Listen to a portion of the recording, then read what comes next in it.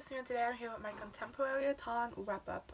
The Contemporaryathon is a readathon that went from Monday, February 10th to Sunday, February 16th, I believe. Yes, I think so. And it's hosted by Chelsea from Shelley Darling's Read, I think it's Julie from Pages and Pens, and Natasha from My Reading is Odd. And it's all about reading contemporaries. That's why it's called Contemporaryathon. I haven't really participated in a lot of readathons recently because I've been burned out. But I'm usually, when I leave readathons, I don't read for like the week after because I'm just so burned out by them, and it just wasn't making me excited to read, which a readathon is supposed to do. And I ended up going from, like, when I just started getting into booktube and the book community, I went from completing all the challenges and still feeling very much excited to read to like last year where I wouldn't even come close to completing all the challenges and just not feeling excited about reading anymore. And I thought, okay, we need a healthy break from that. And then for some reason I decided, like literally the second day of this readathon, that I would participate in this one. And it did what it's supposed to do. I have been in a reading slump for a while, and I just thought, well, let's just participate into the Contemporaryathon and hope it just gets you reading again. It doesn't necessarily have to be like massive reading, but like it just gives you a little push to read. And it did that. I read 7 books, like not even a week, from Tuesday to Saturday, because I decided to start this on Tuesday, and then by Saturday I completed all the challenges, and then I just didn't really feel like, I just gave myself a break, because even though I was still very excited about reading, I was also just like, okay, in order to not completely burn out, you need to give yourself a break at this moment instead of pushing you further than you need to go. I have 7 books to talk to you about, and yeah, this is also why I'm doing this now, because I feel like if it is in my full wrap up, that video will be too long, because we still have like 2 weeks left in the month, and I still really want to read a lot of books. So yeah, stats will be and man the month wrap up. Okay, let's just get started. The first book I read for this readathon is Horrorstör by Grady Hendrix. This is an adult horror novel, and basically it's this woman who works in a knockoff IKEA store, and in this particular store from the franchise, a lot of things are, like, strange things are happening overnight, and the store manager like decides to stay the night with a couple of people, including our main character, to try and find out what's happening. Turns out it's kind of haunted. This is the back of the book. Like, it shows the idea of it. So this wasn't really a full contemporary, but well, I gave this 5 out of 5 stars. Like I said, this isn't a full contemporary, it's a horror, and it has like a haunted aspect in it, so towards the ending it does get a little bit paranormal, but I decided to count it anyway because I just wanted to. I bought this on Tuesday, and I just, for some reason, was so excited to read it, so I just sat down and read this in one sitting, and I had a great time with it. It's also like told in like to look like an IKEA catalog, so I thought that was also cool. I eventually made this count for the dark/hard-hitting contemporary challenge, but overall, this is the first horror I've ever read, so I feel like you gotta take my review of this book a little bit of a grain of salt, because I've just always been shied away from horror because I'm not a horror fan. I get scared very easily, but this book has always intrigued me when people talked about it on booktube, and I saw it in the books and I just decided to go for it, and I had just a grand old time. I feel like this book starts off very low stakes and ends up very high stakes, and just the way that progresses is done so smoothly, in my opinion, and just every page you turn, the antics got up a little bit higher, and it made my heart race. I got a little bit anxious while reading this book, and I feel like it did what it's supposed to do well. This might not be like a best horror book ever, but I think this is like a great entry point, like if you haven't read horror yet. I also really like the characters. I feel like a lot of portraying the characters' personality was through the decision that they made and how they portrayed themselves, rather than just the main character telling us and her inner monologue, like that's what type of a person it is, and I really liked how that was done. It made me excited to read again, which, like I said, I was in a slump before this. So yeah. Also, I want to try out more horror stuff. So if you have like recommendations, that like beginners recommendations, let me know because I'm below. Next book I read is It Only Happens in the Movies by Holly Bourne. This book is about a girl who's kind of, her life is kind of falling apart, and to escape kind of everything that's happening, she starts a job at a movie theater because it's what she wants to do. And there in that movie theater she meets this guy who everybody wants her for because he's like a typical player and it's like stay away from him, but she actually enjoys spending time with him. He's a nice guy, and they form a friendship which might turn into more later on. This guy seems to be every movie cliche rolled into one, and the main character doesn't really know how that's supposed to go. I give this book 4 out of 5 stars, and I made it count towards the New to You Author Challenge because I haven't read anything by Holly Bourne before. I picked this up I originally bought this book because I wanted to read something by Holly Bourne because I've heard amazing things about her, and I definitely get that because I was swept away by this book. I had a grand old time reading this. I really like her main character. I liked the family. It's a very messy family dynamic, and I feel like it was done very well. And then I also really like the love interest. I love him so much. I wasn't expecting to get this attached to him, but I did. And yeah, I didn't want to put this down. I just was flying through this book. Had a great time with it. My complaints with this book are like the side characters really only are present when they need to serve the plot, rather than just like, you know, being friends. And also I feel like they were very one-dimensional, which was a stark contrast against the main characters because they were very well developed and had like these tropes turned on their head and stuff. Well, but the rest, I feel like all the side characters just fell into this one archetype and didn't move out of it. And then also just like the ending I didn't like. I feel like the ending is a good ending, don't get me wrong, but I just feel like it's based off of a conflict, which I feel like that conflict was so out of character that the rest of the ending also just bothered me. Then the next book I read is Biocide by Kasie West. This book is about a girl who one day is just like studying in a library in the evening with like a bunch of her friends, and afterwards they're planning to go somewhere else, and around closing time they leave, and because there's just like a hassle with everyone in cars and stuff, they think they have her main character in one of the cars, but she ends up like being still in the library in the bathroom when the friends leave. So when she gets out of the bathroom, she realizes that all the doors are locked on the library and she is trapped. And she starts to panic, but she thinks, hey, tomorrow people will come find me. But then she realizes it's a long weekend and the library won't open again for 3 days. And then when she's panicking about being there alone, she realizes she's not alone. She's there with this guy from school who's kind of seen as like a trouble kid and nobody really knows a lot about him.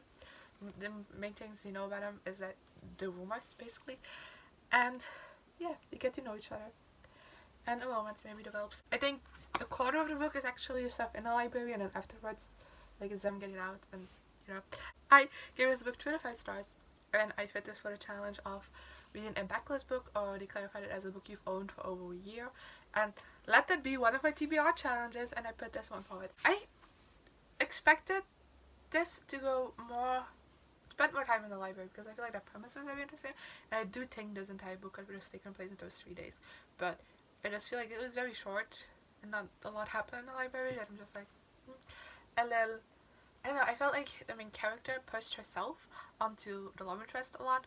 Like he was very much like disinterested. It's like, I don't want to be friends, like I'll help you out to survive here in the library because I also need to survive, but by that, like, I don't consider us friends, and she was just like pushing it on very thick. But otherwise, I just felt like this book was very mediocre. It didn't really do anything special for me. It had, I think, a great representation for anxiety. I just felt like this was pretty basic. Maybe it's because I read back-to-back great novels towards like the end of January, beginning of February, that this one just felt more disappointing than it probably is. But again, Kasie West is, like Holly Bourne, one of those authors that I've heard a lot of great things about, and that's why I wanted to pick up a book by her. And then this wasn't really it, and I thought maybe, oh, this maybe isn't really considered one of her best, but then when I looked at reviews, most of the people that read all of her books considered this one of her best. I was like, then I don't know if she's for me. Then the next book I read is Jackpot by Nic Stone, which this book is about a girl who works at a gas station to help her mother pay rent. And on Christmas Eve, she ends up selling a couple of lottery tickets, and like 3, and one of them turns out to actually have won the jackpot.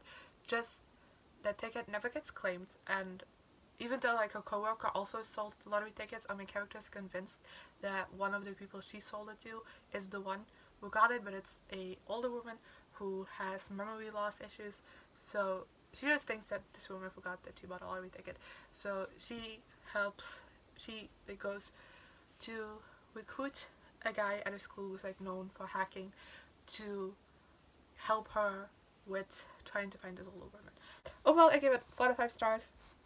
And this was for the challenge to read a diverse contemporary. Again, this is another book that I absolutely flew through, and I really like the characters. And I just thought it was a fun time reading. I've read the 2 other novels by Nic Stone before, and Odd One Out I didn't really like, but Dear Martin I loved. So I was kind of scared going into this book because I didn't know on which side of the spectrum was gonna fall. But even though I didn't love this as much as Dear Martin, it very much leans towards that I like this a lot. So I think Nic Stone is gonna be like an author I check out regularly from now on. I thought this was like a fun read. Like, it did have a couple of hard-hitting moments in it, but overall I just think this was just like a very fun read, and it's mainly because like the main character and love interest were constantly joking of each other, and I thought that was fun. Basically why I took this star is I'm hating explaining this to people because some people don't get this, but rich people can also have a bad life. It's not that you have money that every problem in the world is solved, and it's just a narrative I hate so much, and I'm saying this as someone who also knows the struggle a little bit. It's always a narrative I've hated, and I hate so much, and I know it's very prevalent, especially when it comes to celebrities, that as long as you have money, you can't have any problem in the world anymore. I'm just like, that's so bullshit. And I've read so many books where it is like a romance between like a poor person and a richer person, and the poor person is constantly whiffing of the main character, of the love interest.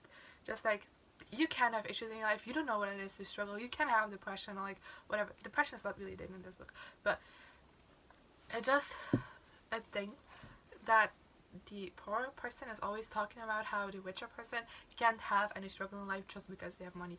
And that's such bullshit. The main character had that, but the love interest kept challenging it. It's very clear that the love interest is very uncomfortable in his family situation because he's been put in a very uncomfortable situation by his father, and he doesn't want that. And then still the main character is just like, yeah, but you have money, so who cares? And it was just so annoying. And by the ending we got to like a big conflict about that, and I was like, okay, this is maybe the turning point where I could really love this, because, you know, money doesn't solve all your problems, no matter what Ariana Grande sings in 7 Wings. But it ended up with the love interest saying, you're white. And I'm just like, you dumb. Like, you can't just, no. I hated that so much, and that's the only reason I dug the star, because for the rest this book was amazing. The next book I read was another one a little bit out of my comfort zone, but I was excited to read it because I heard great things about it, and I'm glad I did.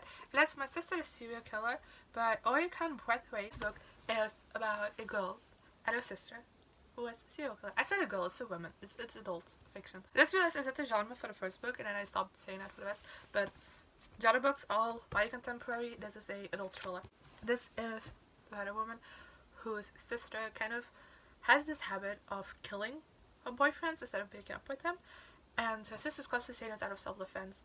But when it happened for the 3rd time, like, our main character is starting to question it if it's really out of self-defense.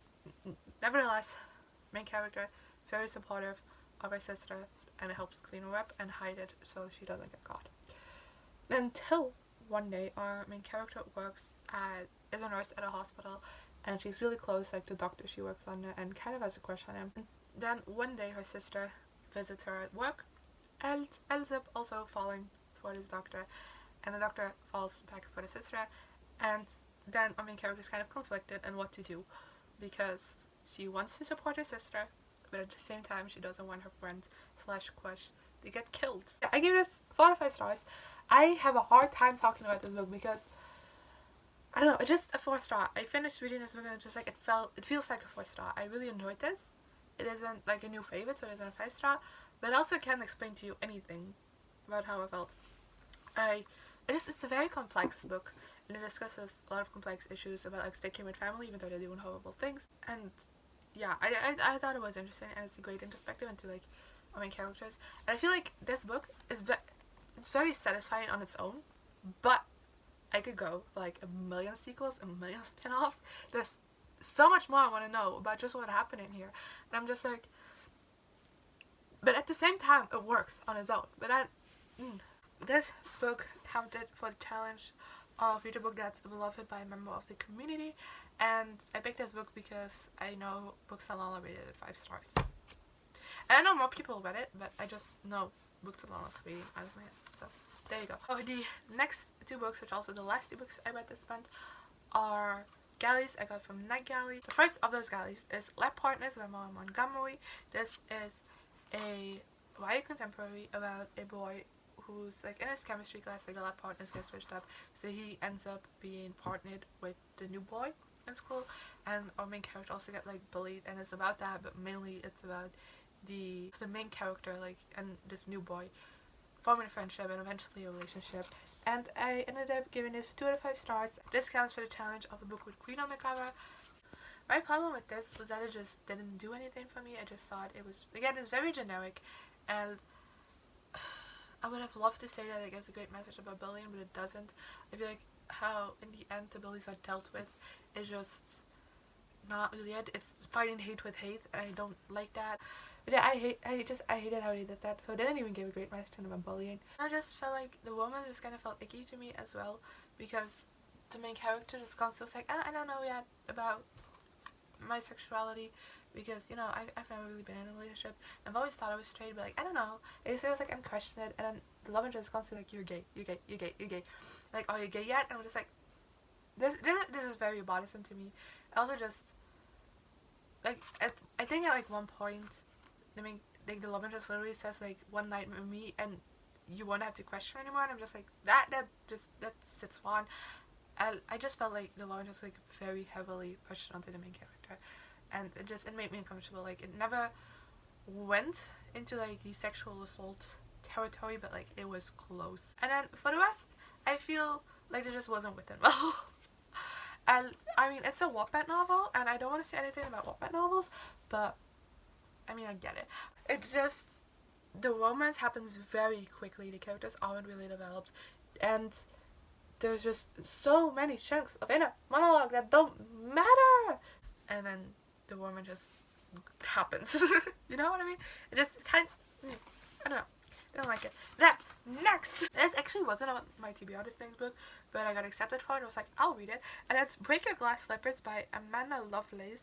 This is a poetry collection. Amanda Lovelace wrote the Women Are Some Kind of Magic trilogy, which is very popular. It starts with the princess saves herself in this one. And I read the last 2 books of that trilogy because they don't really connect. But yeah. And I really enjoyed them. I really had a great time with them. And not really a great time with them because they are tough to read. But they just connected with me a lot. So when I saw this on Gallery, I requested it and I got accepted for it on like Saturday, literally after I finished Lab Partners. And I was like, I'll read this because it's poetry and it's quick.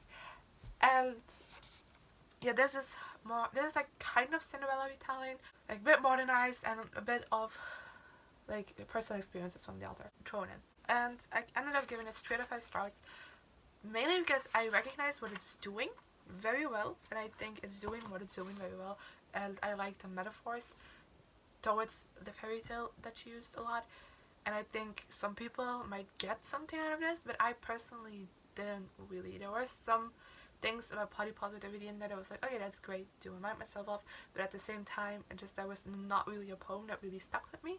And that's why it's a 3-star, because I think this could be a great read for somebody, maybe, but I just personally didn't really connect with it, and I rate poetry based on how I connect with it because I don't know anything about poetry. That is everything I got for the Contemporaryathon. If you participated in this readathon, let me know in the comments down below what you read for it, and as well as your opinions on all the books I discussed today. And I guess I'll see you guys next time. Goodbye. Here I am again, the same old situation. What does the God thing have to be so